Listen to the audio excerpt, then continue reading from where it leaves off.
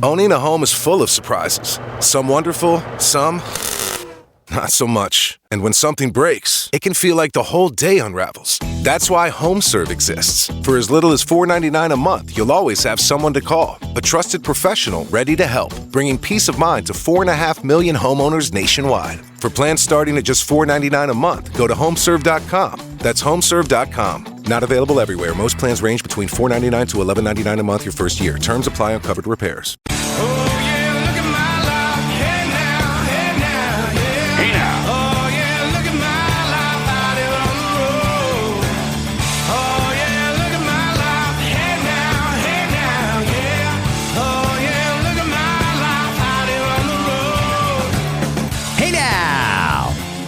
Friends, welcome to Scott Fox After 9. Hey, listen, I know that on Wednesdays, I've been trying to keep it a little bit lighter. I give you all the news from the weekend on Monday. Tuesday, I follow that up. And then Wednesday, I usually like to do a lighter episode just to take some of the heat off of all the hard news. Well, I'll tell you what, there's a lot of hard news that I got to cover here today. So I'm going to do the lighter episode, hopefully tomorrow. But today, there's a ton of stuff that you need to hear, and you're not going to get it all from the mainstream media. And the first topic is the mainstream media. There's some committee hearings happening in Ottawa right now, and one of the topics is journalism. As you likely know, the federal government is subsidizing many media outlets, and the mainstream media, if I'm being honest, it really seems like it's dying a quick death. And part of the reason for that is so many people, more and more every day, are starting to see the bias in the mainstream media. And I'm talking in particular television news. Well, that's why places like this, podcasts like mine, are taking off the way they are. And that's not going to stop, because the mainstream media has got to look in the mirror and figure out, how are we going to start relating to Canadians again and make people interested? Well, the simple answer is they should probably start by doing their job and reporting the news in an unbiased way. I think the vast majority of Canadians would appreciate that. Now we're starting to learn more of the extent of how much they're losing. Yesterday in Ottawa, a representative from Bell Media was speaking. Listen to this. Advertising revenues have migrated rapidly to global digital platforms.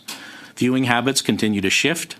At the same time, Canadian broadcasters face far greater regulatory and financial obligations than foreign digital and streaming companies competing in the same market. As a result, the economics of local journalism remain under serious strain. At Bell Media alone, news operations lose approximately $40 million a year, despite continued investment and strong audience performance. These pressures are real, and they directly affect the long-term sustainability of local news. From our perspective, there is a constructive path forward. Extending the Canadian journalism labour tax credit to broadcast news would recognize the role that television and digital newsrooms continue to play in communities across Canada. And ensuring a level regulatory playing field between Canadian broadcasters and global digital platforms is essential if local journalism is to remain viable. That is Richard Gray speaking on behalf of Bell Media, which is CTV. They're losing $40 million a year on putting up the news. $40 million a year. One of the interesting things about what Richard there said was they want a level playing field between digital and traditional broadcast. And basically where they're going with that is this. They want digital companies like Meta and like X, platforms like that, podcasting platforms. They want them to take a share of their profits and give it to traditional legacy media to try and keep them afloat, rather than try and figure themselves out. It's incredibly tone deaf, because I think most Canadians can agree, when you watch the news, you're not necessarily getting a nice, succinct rundown of all the different local events that may affect you. No, you're getting their version of the story, and they omit things that are not convenient, and they add in things to taunt the people they don't like. The legacy media is on their last legs because they've refused to modernize. They want more subsidies. And frankly, the subsidies is part of the reason they're in the situation they're in with viewers, because a lot of viewers just don't have time for that anymore. They're sick and tired of being told a story. Well, let's follow this up. Conservative Member of Parliament Rachel Thomas was talking about Liberal Bill C-18. That is a $100 million fund that was supposed to support local news. And now that we know how much money some of the local news is losing, let's hear this. Mr. Gray, you said earlier that you produce 20,000 hours of local news per year, or that Bell does. That's correct? Perfect. And I'm just wondering, how does this compare with previous years? Is this number going up or down? That number would roughly be the same as last year. Okay, and the year before that? Year before that, there would have been some reduction as a result of our cancellation of weekend and noon newscasts. Okay. As you know, a part of the mandate of Bill C-18, which now has become the Google Fund of $100 million, it's given out by the Journalism Collective. You've been given $8 million. As a part of that, the requirement is that local news is supposed to be increasing. We're supposed to be reaching more Canadians. So in your estimation, then, should you continue to receive those Google dollars to the tune of $8 million?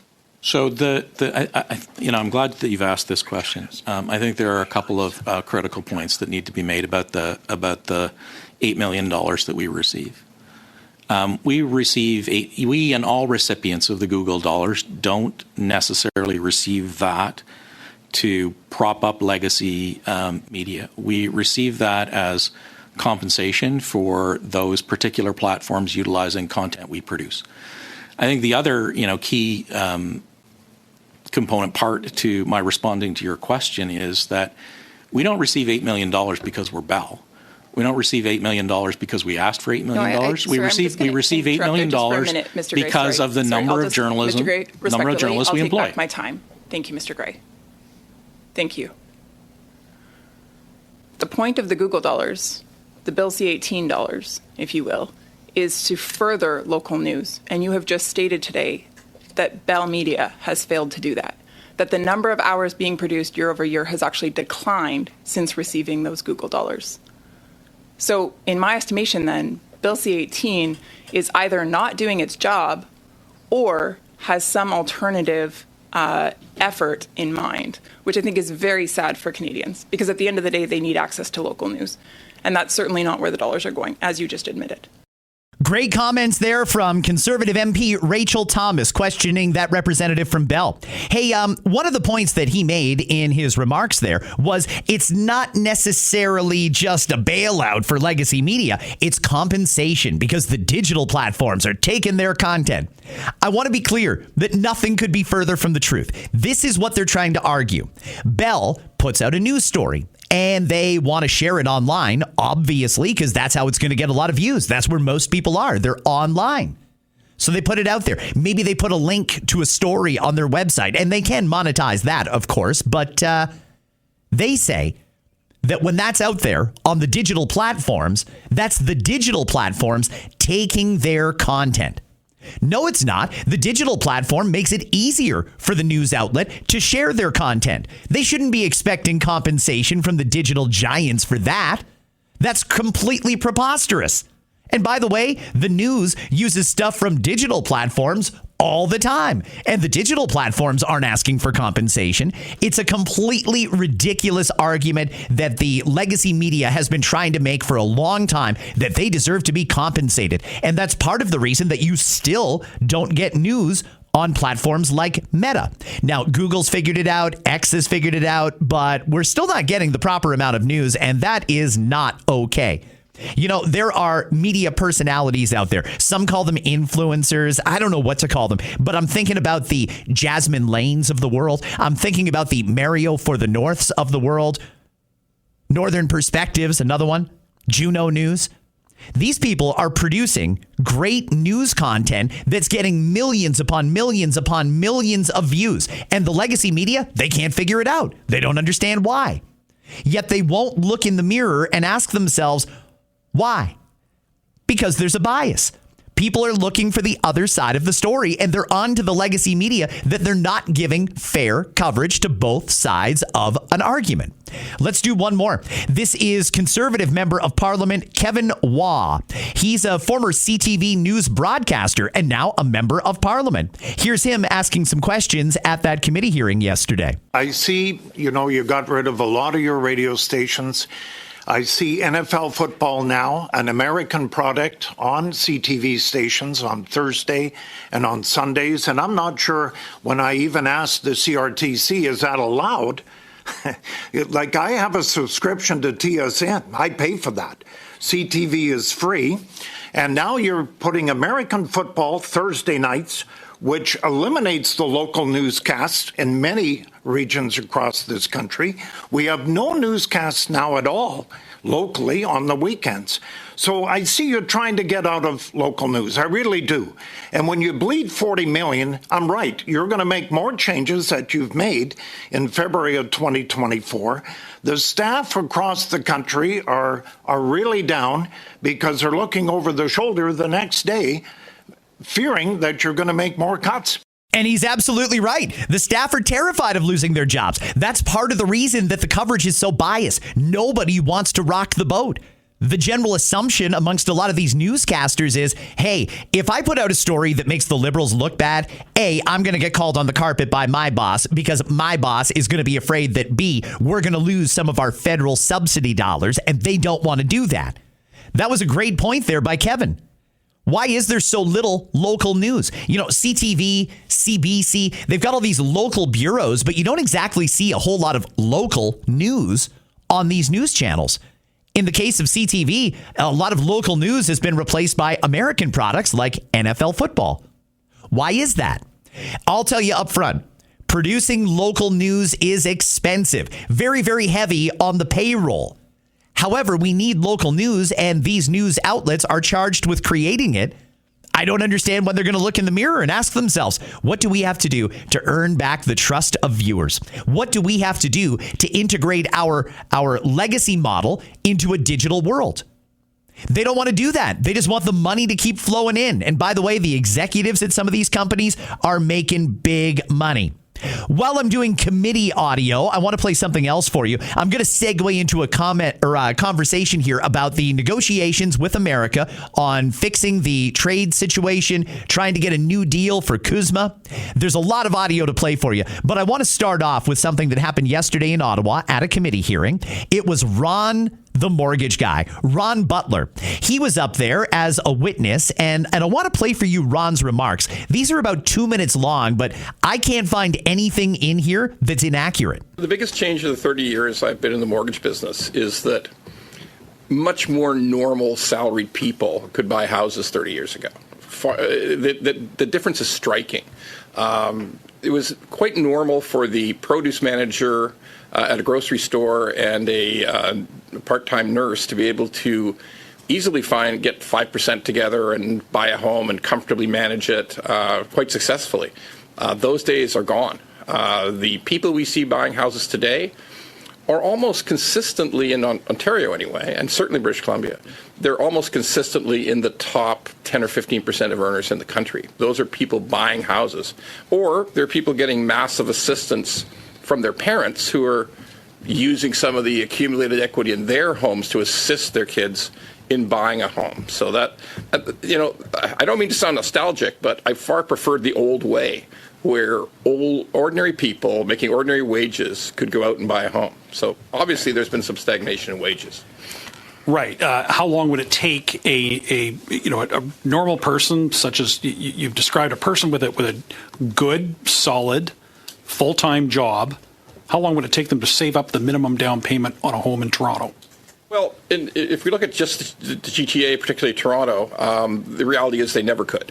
That's the reality today. Even with falling prices, even with prices have fallen like 26% in the GTA, they still couldn't. If you're running about $110,000, $115,000 income, you have to pay rent, you have to eat, you have to live, you pay taxes. You could not possibly accumulate a satisfactory down payment for a house price that's still like sort of just under $1 million. Even if you could, would you be able to qualify for the mortgage? You would not. Okay, so a normal person with a normal job cannot save up the down payment or qualify for the mortgage. So we're back to now mom and dad. Yeah, back to mom and dad. And by the way, mom and dad using the equity in their home is a very risky thing right now because home values are plummeting. I thought Ron was spot on there. That's the reality of the housing market here in Canada. People can't afford homes. How crazy is that? And it wasn't that long ago that it wasn't like this.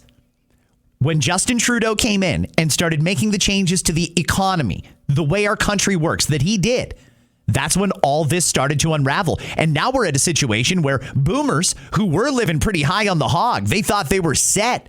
You know, they had this home that was worth over $1 million. They paid like $200,000 for it. That was going to be their retirement plan. They were going to retire on the equity in that house. Just buy something small and cheap, and they were going to live off of the equity, or they'd just borrow against the equity. Well, they can't do that anymore because homes aren't worth what they were. It's crazy that home prices spiked and now they're dropping like a rock. Nobody knows how low they're going to go. It's a real scary time. Our economy, though, is a serious concern. I mean, really serious. We have to get a deal worked out with the Americans. That's my position. If you're a regular listener, I think we need to work out a deal with the Americans, and I don't know that we will. For a long time, I've been very optimistic that we can get a deal done, but frankly, it's not seeming that way. I want to play for you a bunch of clips from Dominic LeBlanc. He is the Liberal cabinet minister who is in charge of trade negotiations with the Americans. Here's him yesterday in a media scrum in Ottawa. The new council, we're very excited about the new advisory council. The Prime Minister has brought together senior business leaders in the country, senior elected union leaders, representatives of business associations, former premiers, former leader of the Conservative Party of Canada. It's very much focused on businesses that obviously have important relations with American customers, American business partners. I'm looking forward to the first meeting next week. I have spoken to a number of these people over the last number of days. This will be a forum for the Government of Canada to hear directly from business leaders, elected union leaders, and community leaders. I think it'll help our negotiations and it'll help the Government of Canada be informed in terms of these different perspectives. Dominic LeBlanc talking about the new council that has been formed by Prime Minister Carney. You may recall about a year ago, Justin Trudeau formed the exact same council. Their job was to advise him on trade with America. Well, they took a few people off. They added a few people in. I'm very happy to see someone very competent and skilled like Lisa Raitt, who is now on that panel. She is a former deputy leader of the Conservative Party of Canada and my former member of Parliament. Lisa is awesome. I'm glad that they've brought in some common sense voices for this council, but let's be clear. It's been a year and we haven't reached a deal. We've just reached a new council. That's it. How are negotiations going? Well, let's hear from Dominic LeBlanc. This is him yesterday on CBC's Power and Politics. The Americans were going to start somewhere. They've started those technical discussions with the Mexicans. They had a longer list and a different list of issues to discuss with the Mexicans, excuse me, than they do with Canada. Right. We fully expect to get to that stage as well. But we're going to get to that stage, David, when we're comfortable that the outline of a deal that's in Canada's interest is attainable. We're not going to sit at a negotiating table to get lists and lists of things, concessions that Canada is supposed to make. Yeah. Well, you've already made concessions on DST, retaliatory tariffs, that's right, fentanyl efforts, the border thing. Yes. There's the CBC Power and Politics host interjecting with more defense of the government. That's what the CBC does. Hey, Dominic LeBlanc is basically saying they don't like the way trade negotiations are going either. Are these really the right people to get a deal done? Because I'm starting to wonder if maybe they're not the right people to get a deal done, because it doesn't really seem like they're that motivated to get a deal. And of course, we haven't been negotiating for months. One more from Dominic LeBlanc. This is him yesterday on CTV's Power Play with Vashi Kapelos. Does your government want CUSMA to stay in place? Absolutely. So then why are you calling those close economic ties a weakness? They are what form CUSMA. Well, because for decades we have developed integrated supply chains, certain sectors more than others. We've become overly dependent on one trading partner who has turned around, as the Prime Minister has also said, and weaponized that very dependency or integration against us. We're in a circuit. He said it in Davos. He said it again in his video. We are not going to continue to be overly reliant or dependent on one trading partner that puts the country and the workers that we are understandably concerned about in this position. So we're going to control what we can control. We're going to diversify trading relationships as aggressively and as quickly as we can. We're going to build big, major projects in the interest of Canadian workers and the Canadian economy in Canada at speeds we haven't done. Just stop it. We're not building anything. There's nothing getting built. It's all announcements. There's nothing getting done. The sooner people realize that, the better. We're not going anywhere here. This is all smoke and mirrors. There is no deal. They're not even trying. And why are they not trying? You know, he says, we definitely want a deal. We're not going to take a bad deal. We want, they're weaponizing trade against us. No, they're not. It was time for CUSMA to be renegotiated anyway. This is the time. It's got to be negotiated by July 1st. Okay, well, here we are, not even talking. And Canada can go on and on about diversifying our trade relationships, but at the end of the day, the Americans are still the lion's share of the trade that we do. Diversifying our trade is great, and we need to do that. They're right about that. But we can't do that to replace the trade with the Americans. That would never happen. And if we don't get a new deal, oh my God, I don't know what's going to happen to this country. We will completely fall apart. That's where all of the trade goes. That's how the business gets done. We got to fix the deal with the Americans. Let me play for you a little more committee audio. This is the Standing Committee on Industry and Technology, talking about how important it is that we get a deal with the Americans. In your opening testimony, you spoke about Michigan, and I found that very interesting. I loved it. My question is, how many of the members, how many are Michigan members and how many are Canadian members? Or U.S. members and how many are Canadian members? I would say about 80% to 20%, 80% Canadian for our membership. We do have some, about 20% in the U.S. and Michigan. Okay, and is there, obviously there must be a lot of integration between the 80 and the 20, right? So those tools, those molds are going back and forth. Whatever that tool is, it's going back and forth. Okay, thank you. So Ms. Vlanich, this weekend the Prime Minister delivered an address to Canadians that, among other priorities, spotlighted his government's deepening strategy of divorce from the U.S., Canada's largest trading partner and the world's richest economy. In that address, Mr. Carney suggested that regard for the deeply integrated nature of the North American supply chain was merely nostalgia. Your members right now, their jobs depend on this relationship. Is that just nostalgia? Or is it the painfully real reality that you and your members, whether you like it or not, must contend with? I'm not sure what Prime Minister Carney thinks or President Trump thinks. What I know on behalf of our members is these are real businesses, real jobs, and real families that are being impacted, and they need a solution. Yeah, they need a solution. That was a representative from the Canadian Association of Mold Makers. Let's do another one. One of the things that Prime Minister Carney wants to do is he wants to align us with China to work against the Americans. How open is China to trade with Canada? Very quickly say that if we're looking at diversifying into other markets, how can that, do you feel optimistic that there is an opportunity to also do that at this time? Not a chance. To diversify into other, to sell to other markets? Yeah, non-U.S. and to sell for us outside of the U.S. To sell the tool to China, impossible. To sell a tool to India, impossible. To sell a tool to Europe, highly unlikely. Our world is U.S. integrated. This is what CUSMA has done. This is what we've built our business on. To sell a tool to China, impossible.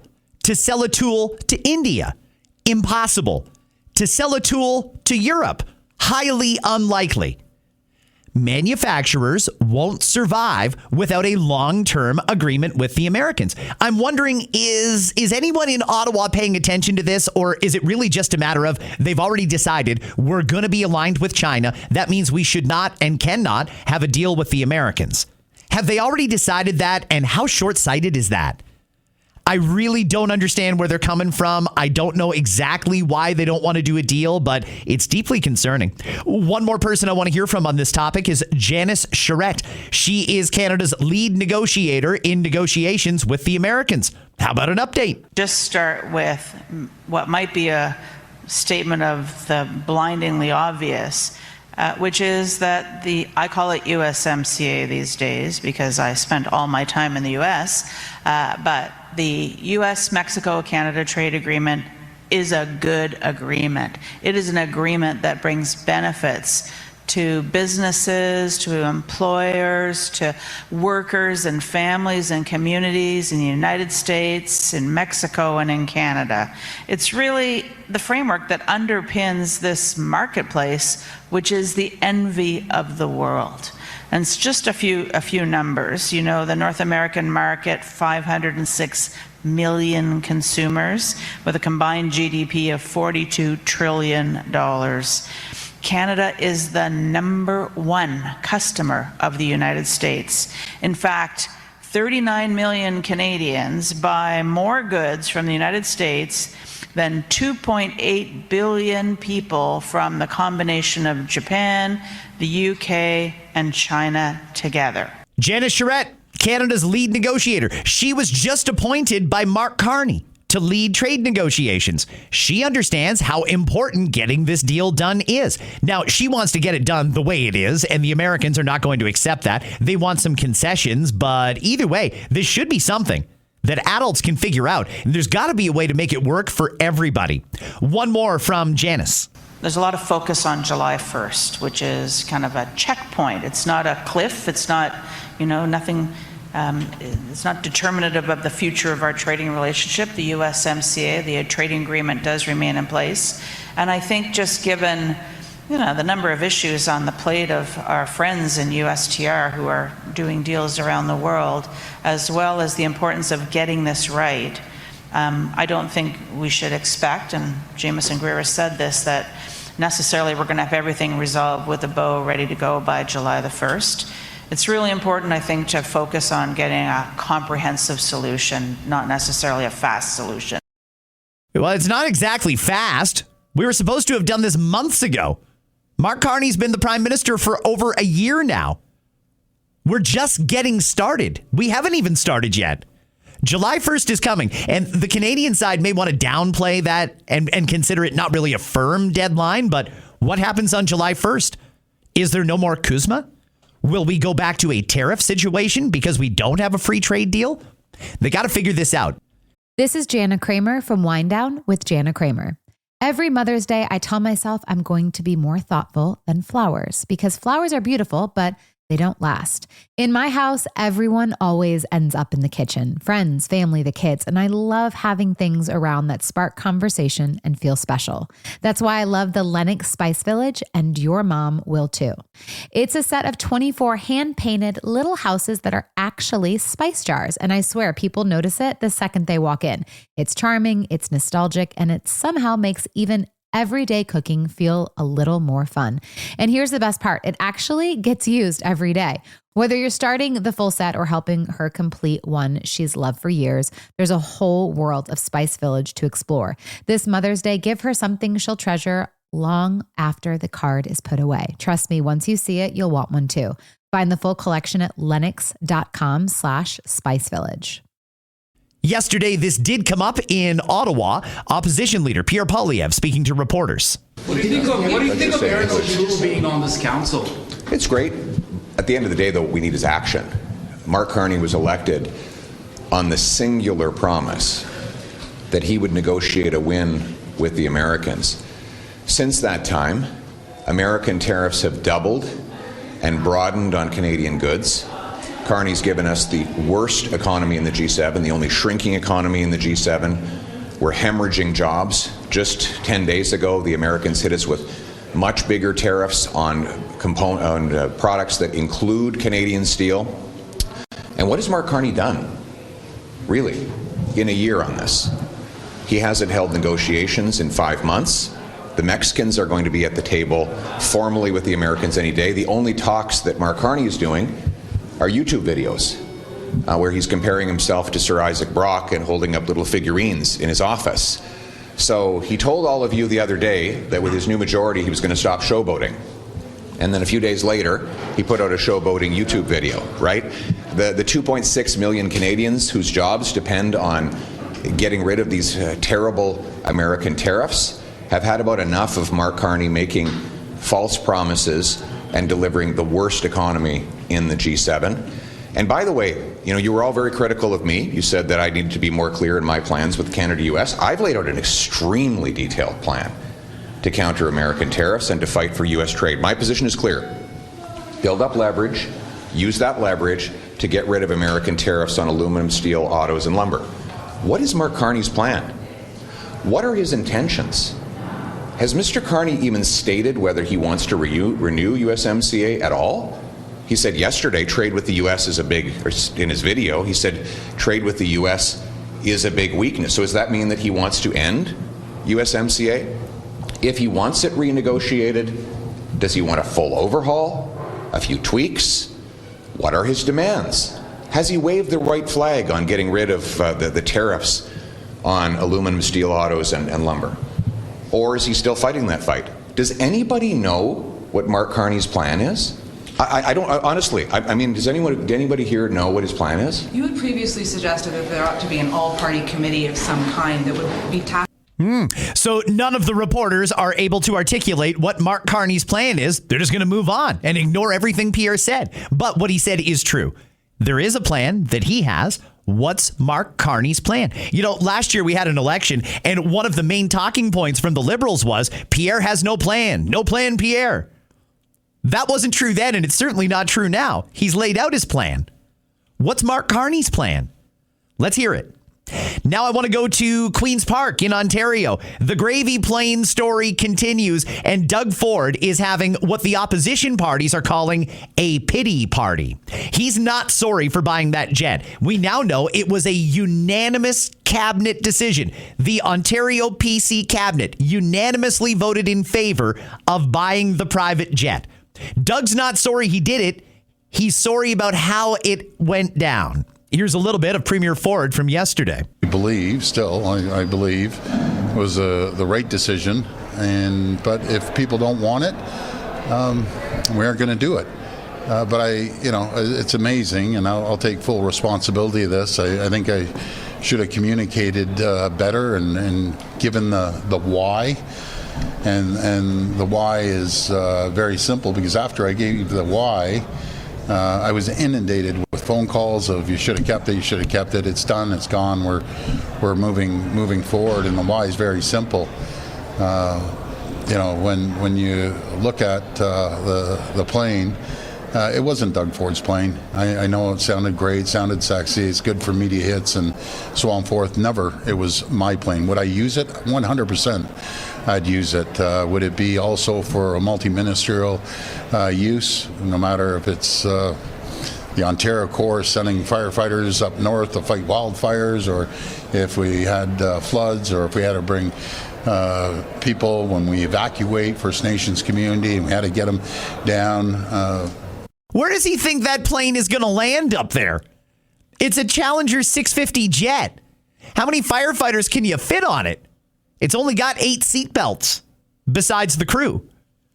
Come on, Doug. What are you doing? Just admit it.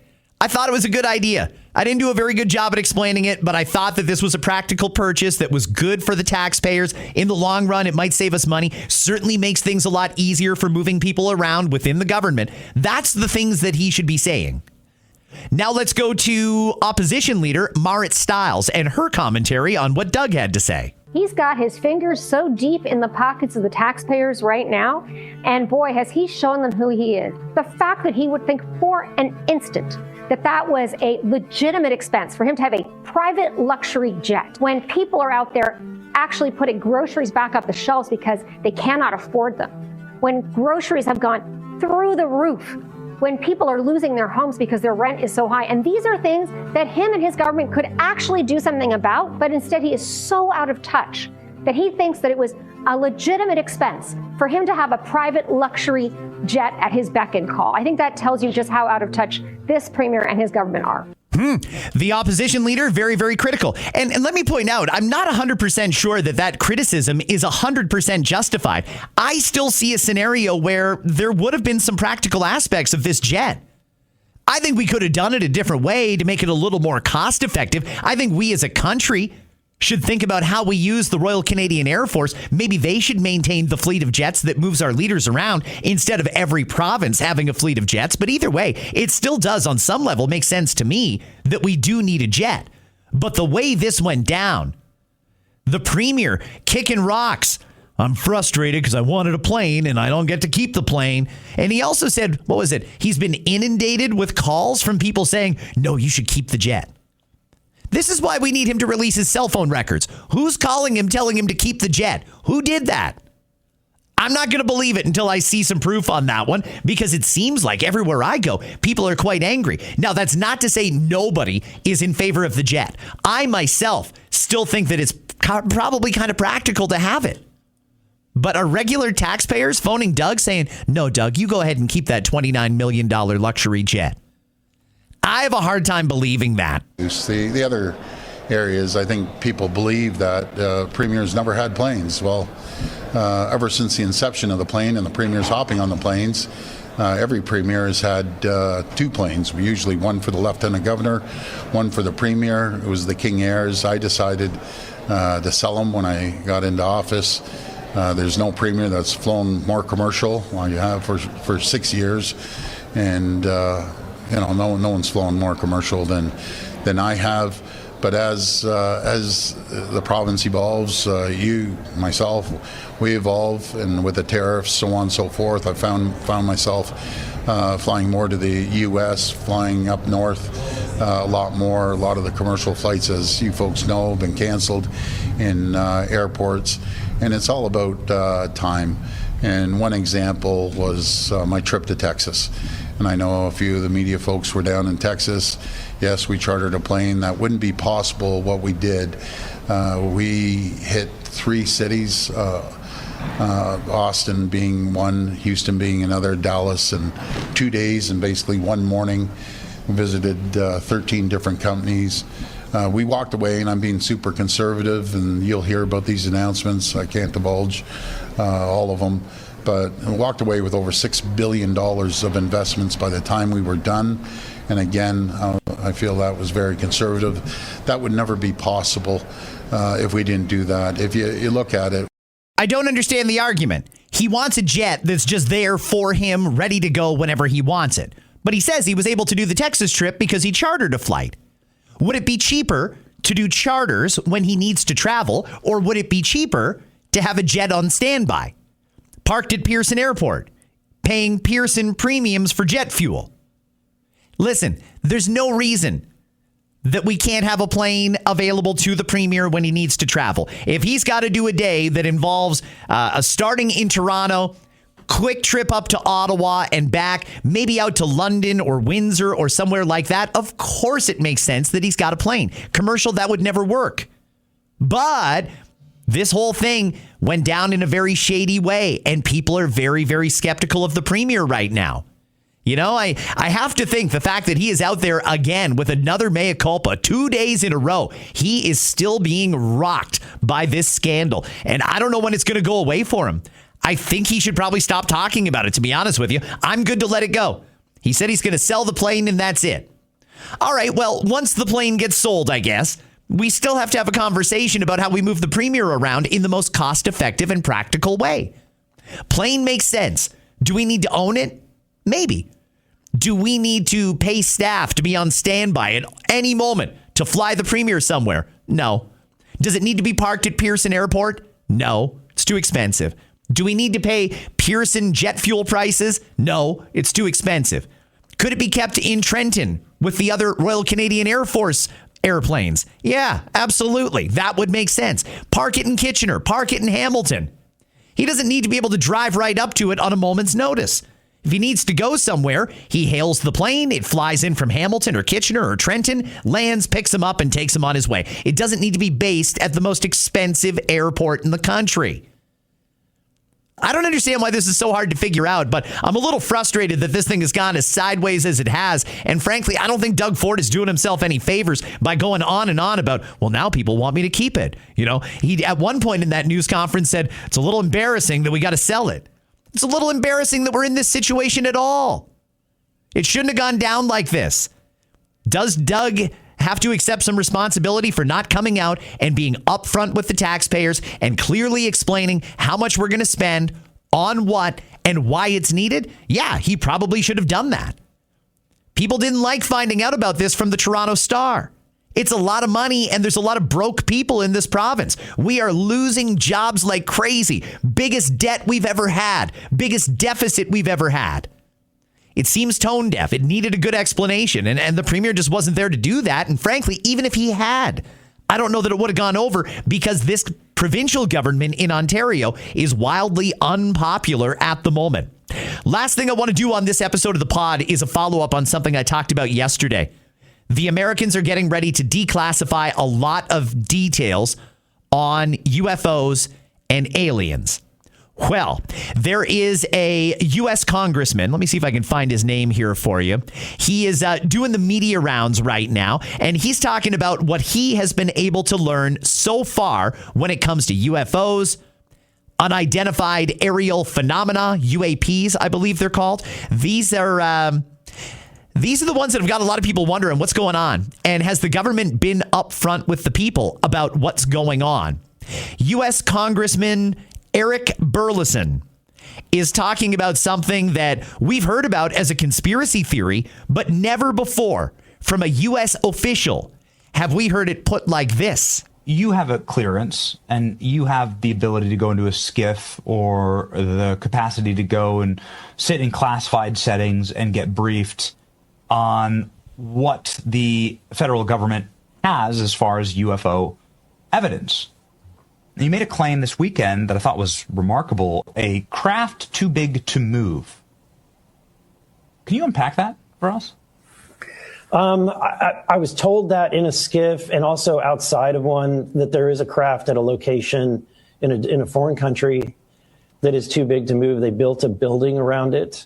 It's in a foreign country. And it is a U.S. installation. I can't say anything more than that.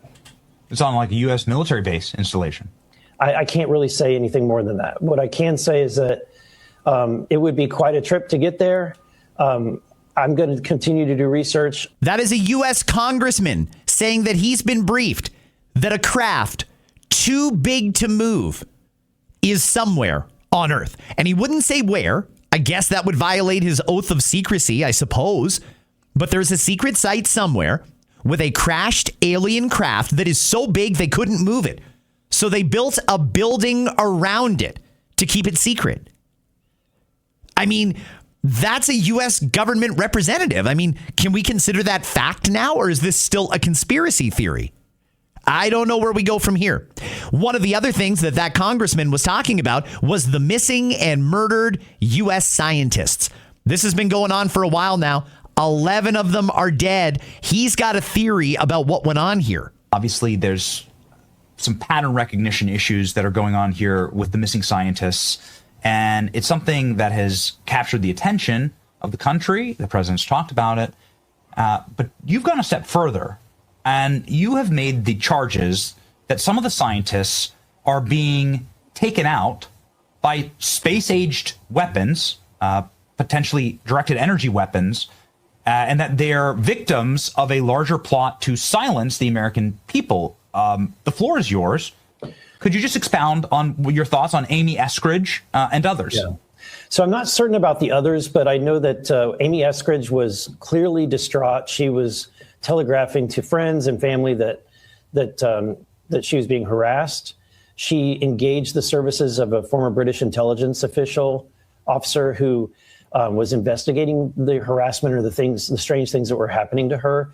They were able to determine that she was the victim of what others call the Havana syndrome, which we now know is the result of a directed energy type weapon using microwave energy.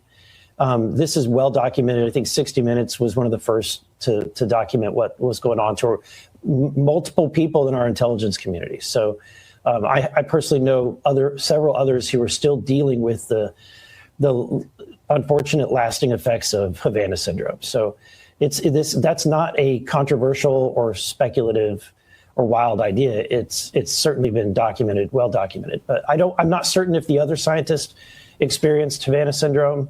But Amy, it was. I think that they had significant evidence that she was a victim of that. That was U.S. Congressman Eric Burleson on the Benny Johnson podcast in the States. Was there a conductive energy weapon used against at least one of them? Maybe all of them. Is that what happened here? And if so, who did it? Now, he is suggesting in either this interview or another one that possibly the Iranians are behind this, taking out some of the brightest minds in America. I asked you yesterday, what's your theory? Who's behind this? What's going on with these scientists? It's amazing how many people are saying the U.S. government themselves is probably behind it. And my question to everybody who said it's the U.S. government taking out those scientists is, why would they take out their own scientists? That doesn't make a lot of sense to me. Hey, I'm still open to hearing various theories about this. It's a conspiracy theory for now. I'll put an asterisk on it that we don't know for sure, obviously, but I'd really like to hear some thoughts on what's going down. Friends, one last thing before I go. I've said that a few times, but this one I got to get in because it just happened as I was recording. Prime Minister Carney is apparently going to be in the House of Commons today for question period. And one of the things you may have heard about recently is Carney really seems to be ducking question period. It doesn't go very well for him. He's not very good at keeping his voice down. He seems to get escalated very, very easily when he's in the House of Commons, and it doesn't turn out to be good sound bites. He doesn't have that prime ministerial tone when he's trying to answer questions because he's flustered. Well, someone in the Parliamentary Press Bureau asked Mark Carney about why he doesn't go to question period very often or why he lets other people answer questions for him. Why aren't you going today? 1 out of 5, and you're way behind Harper and Trudeau's pace. I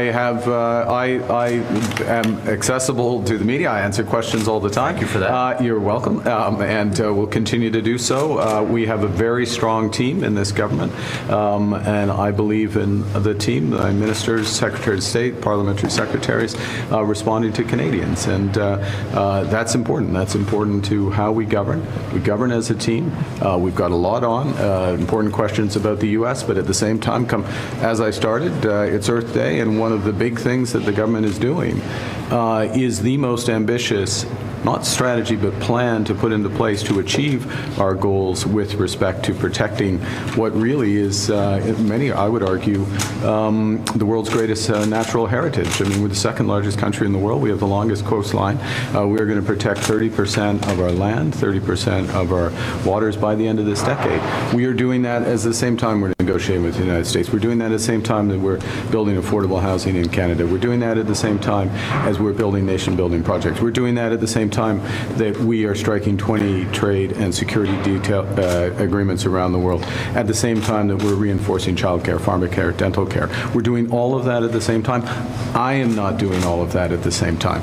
I'm doing that with a team of ministers, a team of officials who are working on that, and it's important, my judgment, it is important that they are available, that they also answer the questions.